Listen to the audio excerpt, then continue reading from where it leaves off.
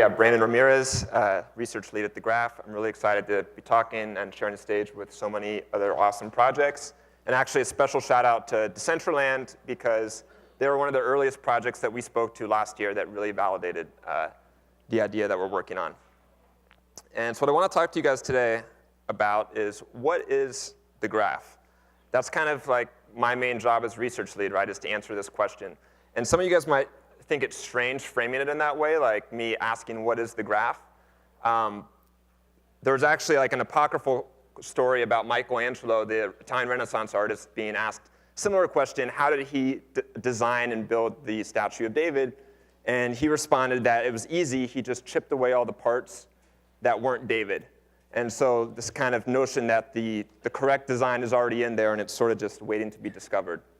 And so for the past year, I've been approaching my work in much the same way. And I want to share 3 dimensions of how I've come to understand the graph. The first 2 of them are sort of these foundational concepts, this notion of a trust minimized service and a work token economic model. And in the third section of this talk, I'm kind of going to get into the weeds of like how these concepts come together to form our protocol design. So a trust minimized service is a new type of technology service that's native to the decentralized web. How many people in this room have deployed an application to one of these 3 service providers? All right, so yeah, it's a pretty technical room, so pretty much everyone in the crowd. One more show of hands for how many people for their next startup project would consider deploying their app to the Russian or Chinese version of one of these 3 service providers? I see one hand. Do you speak Chinese or? Not yet, okay. Ambitious. So the reason I would contend that you wouldn't use the Russian or Chinese version of these services is because these services are trusted. And when I say that, I mean 2 different things. I mean that you trust the reputation and the legal jurisdiction of like these 3 particular companies, but also that to use these services effectively, they require trust. And so this is kind of like a confusing thing in crypto, especially to people that are like new to it. We throw these words around a lot: trustless, trusted, trust minimized. And it's especially confusing because we use these terms in a way that's a little bit different from how we use them in the dictionary. So in the dictionary, you might see a definition like this. It says trusted is regarded as being reliable or truthful, and trustless is not deserving of trust. And when we say it in crypto land, we actually mean something very different, that a trusted service is one that requires trust to use it, and a trustless service or a trust minimized service is one that minimizes the amount of trust required to use it effectively.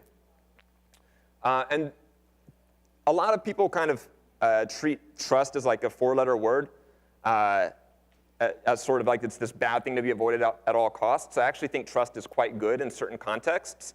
So like imagine a situation where you have Alice and Bob in like some small remote village and they're unbanked.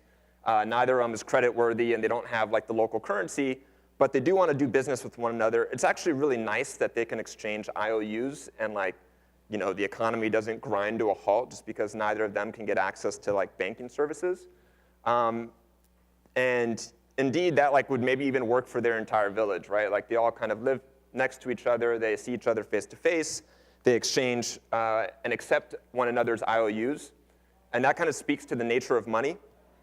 But the problem is when we try and apply those same sorts of patterns to larger systems. So there's this English anthropologist by the name of Robin Dunbar who studied all sorts of human institutions and actually primate groups as well. And he came up with the number, and by the way, this isn't Robin Dunbar, it's another English anthropologist, but I just like this picture better. He came up with the number about 150, you know, with the kind of a huge sort of range there, but where it's a sort of natural maximum for these human groups to where like cooperation sort of breaks down. And if you think about it computationally, it sort of makes sense. Like you have this sort of exponential growth in like one-to-one communication that you need to manage. And so what we've done historically, because being able to cooperate on a large scale is so useful, is that we've divided into hierarchies, right? So at each layer in the hierarchy, we can, you know, deal with the manageable number of like interpersonal connections. And we apply this all over the place, right? Governments, companies, services, religions, you can all think of them as being organized into these hierarchies so that we can achieve global scale. And if you see the king hat at the top, like that's just kind of like an acknowledgement that like with this great power of hierarchy and social scalability, when you use hierarchy, you also end up with moral hazard and you end up with these single points of failure, right? And so at the advent of the internet, there was this kind of like at this point oft-repeated quote of rejecting kings, presidents, and voting. And contrary to being like a call to anarchy, this is really just asking the question, like, can we build systems at a global scale without resorting to hierarchy and all the things that come with that? Another way to think about trust in the context of information technology is sort of with this like age-old philosophical question of like, how do you know that you know that you know, or that you know what you know, excuse me. And most of us don't ask ourselves this question very often. It's kind of a fun game to play. Like, how do you know how much money is in your bank account right now? Like, is it because you saw it on a screen somewhere? Like, just kind of unraveling that. So another example that's come up quite a bit recently for me is like, hey, did you see that thing the president said? And then like I go, try and verify that for myself, so I end up on Twitter.com and I look at maybe a typical tweet from our president, and how do I know that the president really said this? Is it because his name's Donald J. Trump on Twitter, and like the picture looks like the president, or is it because he has the username real Donald Trump? Or maybe it's because of the badge, right? He has this like Twitter verification badge that like I really want but don't have, but he has. And like who's giving out the badges? Like there's some like smoke-filled room where people are giving out Twitter badges. Like I don't know what the process is. How do I know I'm even on Twitter.com, right? Like who's controlling the DNS servers that are taking the address Twitter.com and mapping that to a physical server somewhere that's serving me this page? And like the really like tech-savvy people in the room are like, well, no, there's an SSL certificate because Google Chrome is telling you that, this is actually Twitter.com, but like, who's the certificate authority that they're using? Do you know? Are you sure that you really downloaded the right version of Google Chrome? Like, what was that download link from? Did someone give it to you? So, I mean, you can kind of see how these things sort of cascade, and like, if you don't trust even like the most basic part of the system that you're using, like nothing else matters, right? Like the Twitter badge doesn't matter if you don't even know that you're on the right website in the first place. So there's these primitives that we're developing in Web3 that are kind of trying to take trust out of every layer of those sorts of questions of like, how do you know what you know? And I'm going to go through a few of them today that we use in our protocol. There's a lot more, so this is by no means a comprehensive list. But I think the most foundational of these is values. We don't talk a lot about values in the context of the web, but we have this sort of intuitive understanding of what a value is, right? Like the number 5 is a value. The first edition of The Great Gatsby is a value. The Bitcoin white paper is a value, right? Like you don't really care about the first edition of The Great Gatsby on like some library shelf in some library in some city. It's like, no, it's a value. Like you just care about like what that thing is. But that's not how we do things on the web. On the web, we share references to values, right? And like we share them all over the place, and we build things out of references of references. And so actually, Rich Hickey has a really great talk on this. I highly recommend you check it out. It's called Value of Values. And he calls what we're doing today place-oriented programming, or PLOP. And it's kind of defined by this notion of just overriding data in place. And so the benefit of values is that they're unchanging. They're immutable. And so Rich Hickey would know a lot about this.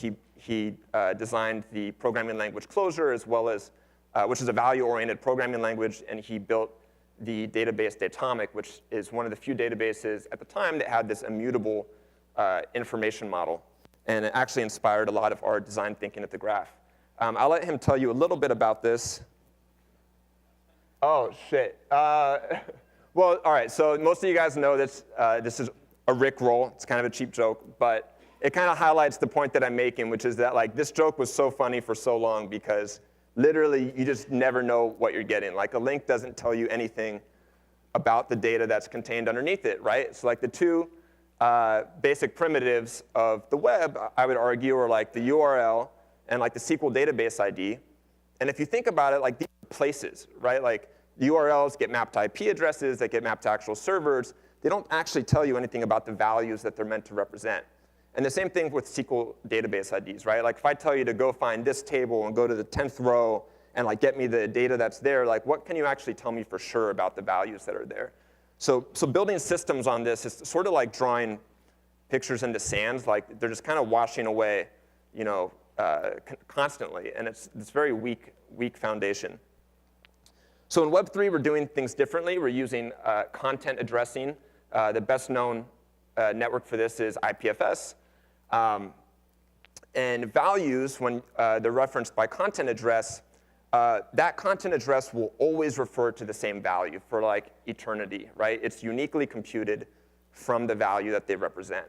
And so instead of replacing values you know, on a consistent basis, we just accumulate values. We kind of accrete them like layers of sediment.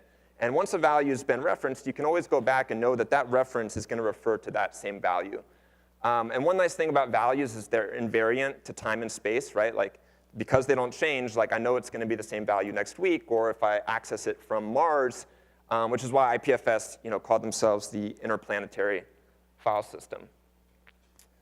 Another primitive we want to have to do anything useful on the web is messaging. That's trust minimized. So, you know, in the example of Twitter, you guys kind of took it for granted that there's like all these ways, or I mean, we take it for granted every day that there's all these ways that we know that someone said something, and it's sort of this like flimsy house of cards of layers of trust. But, you know, we've had the technology for decades now to just cryptographically sign messages. Like, isn't it kind of weird that like the way that you verify the president said something isn't that it's signed by the president, like when we've had that technology for decades? So I think crypto's sort of bringing this to the forefront. We're building better UXs on top of these old technologies. But Web3 very much, you know, treats messages as a core primitive. And related to that is message ordering. So some of you might have noticed that if values never change, how do we do anything useful with them? Like your account balance and like these real world things like the weather, like they change over time, right? Like nothing stays constant. And so we've designed systems, blockchains being a notable example, where you can create these append-only data structures of immutable values or messages. And that's how we represent things that change while maintaining auditability and immutability. And so like Ethereum and Bitcoin are examples. These are the consensus algorithms that make this possible in permissionless and adversarial environments. Going in depth in that's outside the scope of this talk. And the last primitive I want to mention before we get back to services is computation. And so I would argue that to do anything useful on the web, it's important for us to have a division of labor, right? Like if you had to compute everything on your home PC that you did on the web, like the web would be this really clunky experience, right? Like you want to be able to offload that to other people while having confidence that the results of that are correct. So we have these primitives called snarks, starks, bulletproofs. They're cryptographic primitives, and they basically let you prove that a computation's been done correctly without doing that work yourself. So like I could ask you for the 10 billionth Fibonacci number. You could like go work for like a few minutes, come back, give me the result, and I would just quickly tell, oh yeah, this is right. It's kind of like magic, so I'm not going to explain it in this talk, but it's a primitive that we work with. Actually, Jackson on our research team is working full-time on that.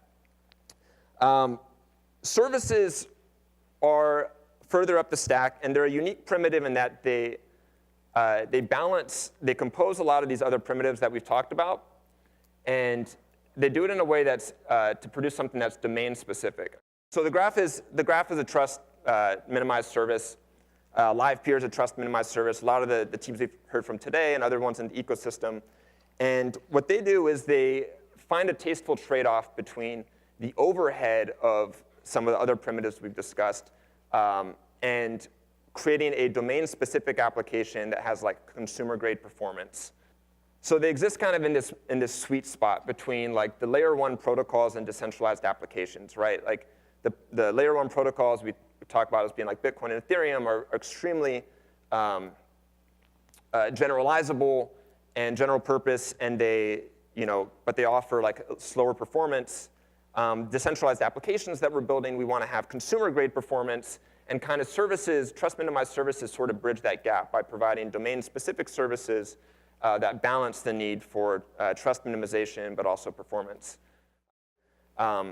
It's not really a trust primitive, but it's sort of this top layer in the stack of like trust minimization, which is like, how do you even know like what Bitcoin client to download, or what Ethereum node implementation to download, or what boot nodes to connect to? Like, no matter how good we design these systems, there's always going to be this sort of meta layer of social trust that that really exists at the boundaries to these systems. And that kind of goes back to what I said earlier in the talk, where I don't think trust is a bad thing. It just needs to be put in its place. So the next kind of dimension that I want to explore is the work token economic model. And we've heard from a few projects today that adopt this model.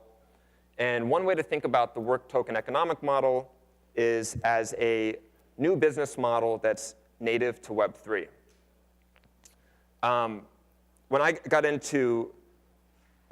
interested in tech startups, like, I don't know, almost a decade ago, I actually went to a talk by a guy, and it was kind of funny. He said, like, you can innovate on your product, you can innovate on your technology, like customer acquisition, just don't innovate on your business model. Like, investors just want to see, like, one of the, 3 or 4, like, established business models.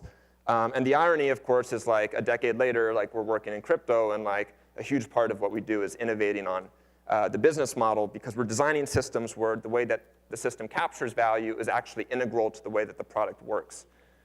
First, I kind of wanted to discuss why now. Friedrich Hegel, a German idealist philosopher, had this idea of nodal points. And it was this concept that for a long period, quantitative changes can kind of accumulate without having any external qualitative effect. And it can kind of seem invisible. And so we kind of hit these, what he called nodal points, which are these points where a quantitative change turns into a qualitative change. So like an easy example would be like water turning into ice. But for like the many degree changes until then, you see no visible change. That's kind of what we've been doing in the software and technology ecosystem. So when I started my career, I was on a 3-year release cycle at Microsoft, and we were shipping physical disks to customers, which now would be like inconceivable to most people in this room. And that was driven by a whole set of enabling technologies. And you had one vendor, manual install, and there's sort of this planned obsolescence, like you own the software, but like it was going to be crap in like a few years, so you have to like buy new software. And not too long after that, we made the transition to SaaS. This was kind of enabled by data center technology, virtualization, a massive increase in JavaScript runtime performance in browsers. And this pushed things a little bit further to a model where we have one service provider. It's cloud-based, but it's still sort of finite availability, right? Like if that service provider goes out of business, the apps building on it shut down. If the fire hose gets closed off, they get shut down. I think Yaniv talked a lot about some of the downsides of this model. And what we're moving towards now is what some people have referred to as like the utility model, right? So if you think of like the things we think about as public utilities now, water, power, increasingly the internet, it's these things that are just sort of ubiquitously available. And even if you're paying PG&E or like you have a service provider, like you don't think of the service you're getting as being directly tied to that entity. Like it's sort of bigger than them, right? And like you have this network of suppliers that really are providing the service. And if one of those goes down, like you don't think of it as like, oh, the internet's or the power is going to go down because some grid station in Connecticut went down. Like it's, we sort of think of these things as being bigger than that. And we're trying to, in Web3, we're trying to design an internet that has a lot of these same properties. So let's get into a quick description of how work token economics works. One analogy that I like to use is that of taxi medallions in New York City. So the way that worked was there was a finite supply of taxi medallions, and if you wanted to do work in that system and providing rides, you'd have to buy one of these medallions. And these things accrued a lot of value because of both the scarcity, but also the right to do work in that system, right? Anyone who had one of these medallions could collect fees and collect fares from all the people that they were driving around New York City.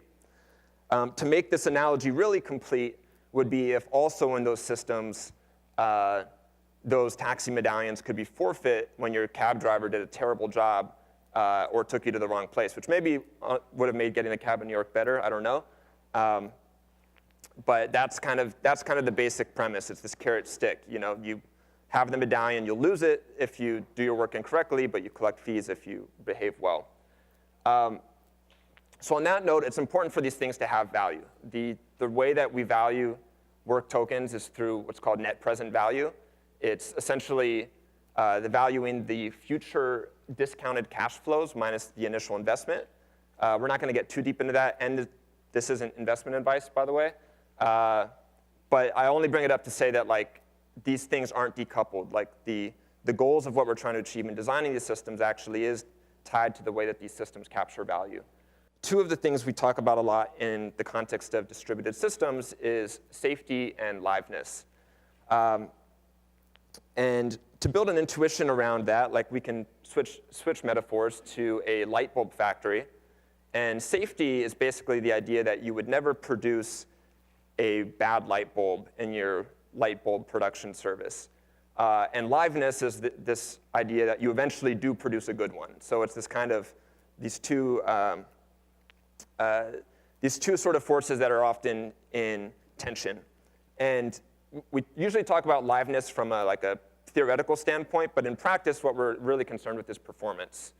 And to highlight the way that these things can be in tension is imagine a light bulb assembly line where you're checking every single light bulb, to make sure that it's built, up to scratch. And that process of checking is really expensive. Maybe you're going to produce the best light bulbs, in the world, but your service is going to be slow and unusable. So this is a classic stats problem. If anyone took college statistics, you always talk about, well, how many light bulbs do you check to kind of hit that sweet spot? So designing these work token economic systems actually builds on a lot of the same ideas. Another component of liveness doesn't have to do with the performance costs of checking that the work was done correctly, but actually making sure that there's even incentives to make light bulbs in the first place, right? So I got lazy making this slide, and I just tweeted it instead. But basically, we talk about Web3 as eliminating platform risk, which is this thing that we hate about Web 2, right? We have these data monopolies that keep shutting people out, or these platforms that keep, turning down app developers. But Web 3 also has platform risk. It's just different. We need to make sure that we're designing systems where the incentives exist to keep running the services and data that we're relying on. And so this is that liveness guarantee, right? We want to make sure that these things stay available for people. The way that we do that, and we're going to get a lot more into the weeds of this in the third part of this talk, but we enumerate the roles and behaviors that need to take place in order for that system to function. So this is kind of where, the first few trust primitives we talked about were pretty, I would say small. And then trust minimized services, there's going to be a lot more diversity in them because you're designing systems that are all very different. And it's a different set of roles and behaviors that need to take place for the system to behave effectively. And you want to make sure that those behaviors are incentivized, and your toolkit is basically the entire toolkit of economics, right? We're designing these small economies, if you will. And so we have the microeconomic toolkit, which is designing supply and demand and market dynamics. We have the macroeconomic toolkit because these systems have their own native token. We can actually control things like inflation and set monetary policy basically for these systems. And both of these things are just falling under the umbrella of crypto economics, which is kind of a fake word that just describes economics that's where the rules of the system are backed by programmable incentives and cryptography. Notably, there's a few things that aren't in our tool belt which are worth calling out. Vitalik's talked a lot about this, but we can't stop people from doing things outside of the realm of our code, right? We can't stop things like bribery. One difference from the taxi medallion, analogy is that in New York City, they were actually enforcing that you had a taxi medallion to do this work. in crypto systems, we can't do that. We need to design systems that are fair and don't incentivize people from forking the protocol and doing the work outside of the bounds of the system. And that kind of brings me to the last part of this section of the talk, which is network parameterization. So this kind of really speaks to the heart of designing systems that are fair is making sure that the parameters are tuned based on the needs of service providers and also customers in the community. So there's 4 basic ways that we can do this. They can be fixed, so it can just be in the code of the protocol. It can be set through governance. It can be set by the free market, so like things like prices are better set through like market dynamics. And it can be variable. So we heard from LivePeer earlier today, and they do like a participation-adjusted inflation where the inflation rate is actually set as a function of participation in the network. There's trade-offs to all of this, right? Like, so, Bitcoin, they set their inflation rate at the inception of the network, and that's pretty much fixed for all time. And they chose to do that so they could avoid the issues of governance, at the base layer protocol. For other systems, it might be more favorable to actually have these things be responsive to like macro conditions. I'd argue at the service layer, its governance plays more of a role than we would want to see it at the base layer. All right, so those were the 2 foundational concepts I kind of wanted to cover. The next one, we're going to get into our particular protocol design. We're going to get a little bit in the weeds, so I apologize for that. But I'm sure there's going to be people on YouTube that like just fast forward to this part of the talk. So let's get into it. So let's use some more concrete words now for these building blocks that we've been talking about, of like trust minimized values, messages, message ordering, state machines. Really, we're talking about blockchains and content-addressed storage networks like IPFS. And today, decentralized applications, some of the ones we've heard from today, have been they've been forced to build directly on top of these systems. And the problem is that the data that they're interested in is extremely fragmented, not just across systems, but actually within the same system. Like, it might be fragmented across a bunch of different smart contracts within the same blockchain. And it's not uncommon to see dApps that are making hundreds of round-trip network calls to load a single UI. So a naive solution would just be to put a query engine. So the naive solution would be to just put a query engine, like let's give a single unified interface to the dApp, and we'll just have the query engine do all that work. And this is certainly better, but we're still limited by like the underlying semantics of the blockchain and like the fragmentation. So like we've just kind of pushed the problem down a layer. This works well in some contexts. So I think it's really useful when we're designing these systems in Web3 is to like look at analogies in the enterprise software world or like the big data world. So this is effectively what distributed query engines do. Like this is a good analogy for the graph. Projects like Presto, Apache Drill, they provide you like a unified SQL interface to data that's stored across like Hadoop and all sorts of different places. But getting back to the graph, what we really want is we want to organize that data in a way that it can be queried efficiently without making all these round trips to the underlying blockchain. And so that's what these indexing nodes do. They create indexes that organize the data in a way that's specific to how you'd want to access it in your application. And so like, for those of you who aren't familiar with indexing, you can kind of think of it as just like a phone book for your data, right? Like if you just put names in the phone book in like any random order, it would take you a really long time to find a name. It's like just guessing and checking 10,000 pages. But if you sort them, then like you can quickly just open it in half, go left or right, open it in half again until you find like the name that you're interested in. And that's sort of what indexes do for this data that's fragmented across blockchains. Now, when I'm talking about the graphs protocol design, I want to be clear what I mean, which is that specifically we're concerned with the boundaries to the indexing nodes. So the read interface that's provided to the indexing nodes, as well as the indexing interface from the blockchains to the indexing nodes, and how those indexing jobs are defined. And a lot of that's been demoed already on stage today by Yaniv and Giannis. What's extra protocol is actually the interface to the query engine. This is a place where we expect a lot of innovation in the community. We plan on releasing a GraphQL reference implementation, but I would be shocked if there weren't fast followers that implemented a SQL interface on top of the graph. And by the way, just kind of as an aside, the decentralized apps, despite querying data through the graph, are still making transactions directly to the underlying blockchain. And this is actually a really neat pattern from the enterprise software world called CQRS. It stands for Command Query Responsibility Segregation. And it's kind of just a long word that means like you can have write semantics, like the way that you write data is different from the way that you read data. And it's a subtle point, but that's really useful in the blockchain space because we want to build a common interoperability layer where the people that are deploying smart contracts aren't necessarily going to be the only ones consuming that data. So having this ability to decouple the write semantics from the read semantics is actually a really powerful, it's a really powerful feature.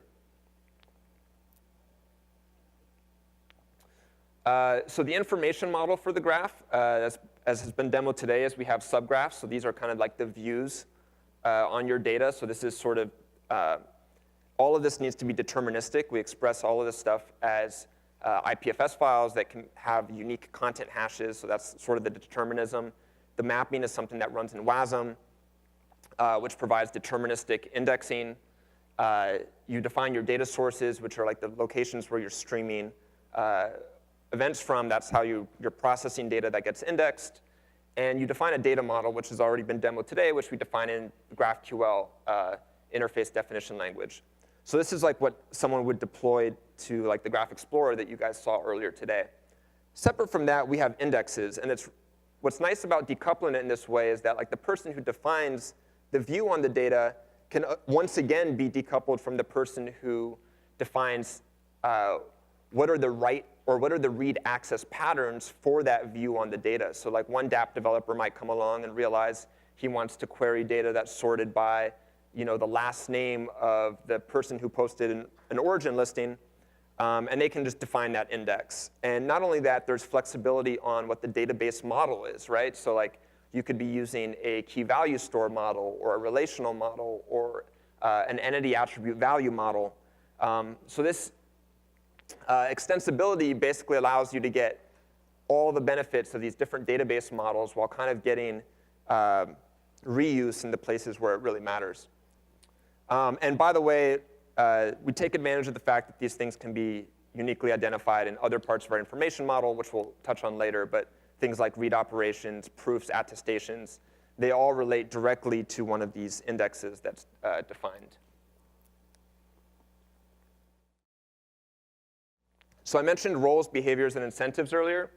I'm not going to get too in-depth into all of these, but like most work token economic models, we have this carrot-stick approach where if you do your job correctly, you get fees, and if you don't, you get slashed. The way that we make sure valuable data sets appear on the graph in the first place is through a curation market. And we also have what are called fishermen, and they play a role in securing the network. And they basically check the work that indexing nodes are doing, and they get rewards when they correctly find a fisherman that's, or excuse me, when they find an indexing node that's done work incorrectly or maliciously. And a final one is just token holders. This kind of actually encompasses a few roles, but just like the live peer design that I mentioned earlier, we also adjust inflation according to participation in the network. So in order for this market to be dynamic, it's important that we can do efficient micropayments to pay for the service that's being provided. We actually take, on the current version of our protocol, we actually take a different approach than Eric was discussing on stage earlier with the probabilistic micropayments. A good intuition for how payment channels work are sort of like when you have a bar tab running at a bar, right? Like you don't want to swipe your credit card every single time that you pay for a drink. Instead, you open a tab once, so that's kind of like a transaction on chain. And then as you're using the service, which is getting drinks from the bar, it just keeps getting added to your tab. So that's kind of like the simple analogy that gets used a lot between payment channels and the bar tab. But we can actually take it a little bit further. So like imagine you weren't sure the bartender was going to give you a drink. We actually have the ability to say like, well, I'll tell the bartender a secret, or a riddle rather, And when the bartender gives me a drink, then I'll give them the solution to that riddle, and only then does the fee get added to my tab. So the analogy kind of breaks down after a while, but there's really clever things that we can do with payment channels that they open up the design space for these sort of like game theoretic constructions that we have.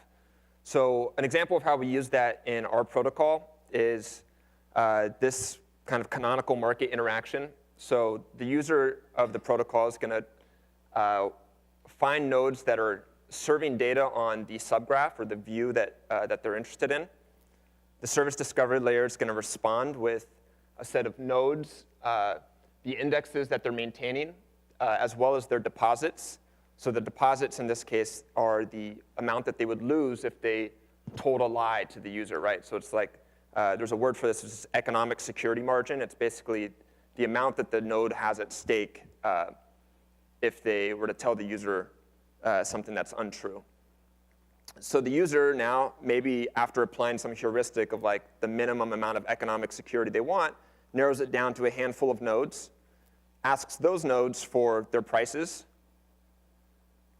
They respond. And in parentheses here, I have latency. This is something that the user could implicitly be observing, right? Like what nodes are responding to me the quickest. And combining these three different properties of latency or performance, economic security margin, and the prices, they can narrow down the indexing node that they want to interact with down to a single node. Then they're going to send a read operation. So this is a read from a particular index, and it's accompanied by a locked micropayment. And so this is that kind of clever trick I was talking about before, where only after the indexing node provides a verifiable response does the user follow up with an unlocked micropayment. And by the way, that unlocked micropayment is just so that they can kind of keep doing business as usual. If for some reason the user didn't respond with the unlocked micropayment, then the node could take its verifiable response on chain and still get paid. And in a lot of systems, micropayments are being done for like really trivially small tasks. But one thing to keep in mind is like we're designing, database. Essentially, like you can think of it as like a database where you're running arbitrarily expensive queries. So it's important that that there's no counterparty risk, that the indexing node can be guaranteed payment for the work that they're doing. So talking a little bit more about the read interface, as I mentioned before, we're kind of agnostic to the higher level query language. So we're going to have a GraphQL implementation, comes into the query engine, and that produces a bunch of low-level read operations. So this is the design that we have today. In the future, we can actually batch these read operations. So instead of having a bunch of like round-trip network calls to the low-level indexes, we could express all of that in what's called a query intermediate representation. And that's like a DSL. It would probably be based on like the relational algebra, which is like kind of a theoretical foundation for query languages. And so like this would be, as far as I'm aware, like the first instance of a like relational algebra-based DSL that incorporates like computation costing using gas. So I know that's kind of a mouthful, but this is actually really cool stuff, and we're excited to be working on it. So there's a few different ways we can tackle verifying queries in the network. A simple construction is using attestations. So in this construction, when a user gets a query response from an index, they also get an attestation. And this is basically just a signature. We talked earlier about trust minimized messages. This is basically a signed message that says, like, for the data you asked for, this is the correct response. And what that does is it puts that indexing node on the hook. If later it turns out that that response isn't correct, they can be slashed on chain by creating a dispute. And so in this kind of construction, users would maybe send those attestations to fishermen who are doing the work of checking, like the light bulb example, maybe some random sampling of attestations in hopes of finding one that would earn them a large slashing reward. So this works, but you might already kind of suspect that as the network scales and we're handling hundreds of thousands of queries, like this does become a lot of work. An alternate construction is to do the verification right at the indexes themselves. And so what this gets you is this massive amount of leverage, right? So like every time you update the index, you get this new version of the index. And by checking that once, by giving you like economic security guarantees on that thing once, now you can serve thousands of queries off of that index without having to check every single one. And what you get instead of an attestation is you get a proof. And so the way that we build economic security around the index chains is using consensus and using Merkleized database indexes. So we talked about trust minimized values before and how trust minimized values compose. Well, one manifestation of that is in these data structures called Merkle trees, where basically you can prove that a value or even a range of values in some constructions are contained in an overarching data structure without actually having the entire data structure yourself. All you need is the leaf node kind of at the bottom there and the path that takes you all the way up to the root of the tree. So that's called a Merkle proof. And so a big part of the research that we're doing is actually designing Merkleized versions of traditional database indexes that have a lot of these nice properties. A couple that I'll mention is being persistent and supporting like efficient time travel queries. So this is something that also like databases like Datomic do, is they have these persistent indexes, and it kind of facilitates, because you're never overriding your indexes, you can always go back to a previous version of them. So there's a couple things, like I mentioned, that we can prove with Merkle proofs. So like simple things like getting a value out of a database index, getting a range of value out of a database index, we can solve with these Merkle proofs, and that's actually pretty efficient to do. And it just takes a little bit more data going over the wire. There's other types of things that we'd like to do with the database that is less suited to a Merkle proof. And so these are things like filtering and aggregations. And it's really important that we can do these things on the indexing node side, because like imagine you're doing an aggregation that's basically computing the count of 10,000 entities. If the only way that you could be sure you were getting the right count is if all 10,000 entities went over the wire to the query engine, like that'd be really problematic, right? It's kind of a non-starter. Really, you were just interested in that count going over the wire. So we have a cryptographic primitive that can help us out here. We discussed it earlier. It's called SNARKs. Stands for Succinct Non-Interactive Arguments of Knowledge. And basically, it's a small cryptographic proof. It's a small payload of data that would also be sent over the wire in addition to the result of these like filtering and aggregation operations. It doesn't come for free. There's a cost to both the proving time and the verification of these primitives, and all the ones that I had mentioned earlier, SNARKs, STARKs, bulletproofs, they all just kind of differ on the sort of trade-offs they make on like proving time, verification time, and payload size. So we don't want to use it all the time, right? Like I keep coming back to this light bulb factory analogy. Like we don't want to check every light bulb on the conveyor line, right? Like that'd be a non-starter. And this is like an area where trust minimized services, we have a chance to innovate and kind of strike these tasteful trade-offs between cryptographic security, which is like if you were to run the SNARKs proof on every single request, versus economic security, which is where you can make assumptions about what a rational economic actor would be doing in your system based on the incentives that you've designed. So one way this might look, again, taking advantage of the flexibility that payment channels give us, revisiting our example from earlier, is the user would send the indexing node a read operation as well as a locked micropayment, just like before. The indexing node responds with a response and an attestation that that response is correct with no proof. So at that point, the user has two options. One is the user can just say, you know what, OK, I'm going to take it on faith that this thing is correct, and I'm just going to send you the unlocked payment. The other thing the user can do, they can say, you know what, I don't trust this response. I'm going to challenge you, and you're not going to get paid until you provide a proof that that thing is correct.